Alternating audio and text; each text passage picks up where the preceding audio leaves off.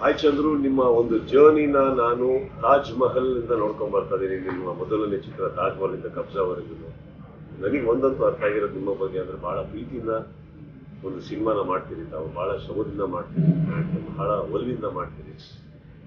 ನಿಮ್ಮ ಈ ಜರ್ನಿಯಲ್ಲಿ ಈಗ ಹೊಸದಾಗಿ ತಾವು ಸ್ಟಾರ್ಟ್ ಮಾಡ್ತಾ ಇರುವಂಥ RC ಸ್ಟುಡಿಯೋಸ್ಗೆ ನನ್ನ ಕಡೆಯಿಂದ ಸಂಪೂರ್ಣವಾದಂಥ ಕಂಗ್ರ್ಯಾಚುಲೇಷನ್ಸ್ ಹೇಳ್ತಾ, ಆಲ್ ದಿ ಬೆಸ್ಟ್ ಹೇಳ್ತಾ, ಒಂದು ಚಿತ್ರರಂಗದಲ್ಲಿ ಸಾಧನೆಗೆ ನಾನು ಈ ಕೇಳ್ಪಟ್ಟೆ ಒಂದು 5 ಸಿನಿಮಾ ಸ್ಟಾರ್ಟ್ ಮಾಡ್ತಾ ಇದ್ದೀರಿ ತಾವಿರಲ್ಲಿ ಅಂತ. ನಿಮ್ಮ ಪ್ರೊಡಕ್ಷನ್ಸ್ಗೆ ಒಳ್ಳೆಯದಾಗಲಿ ಆ್ಯಂಡ್ ಚಿತ್ರರಂಗಕ್ಕೆ ಇನ್ನಷ್ಟು ಒಳ್ಳೊಳ್ಳೆ ಪ್ರತಿಭೆಗಳನ್ನು ತಾವು ಕೊಡಿ ಅಂತ ಹೇಳ್ತಾ RC ಸ್ಟುಡಿಯೋಸ್ಗೆ all the best. Chandru, all the very best.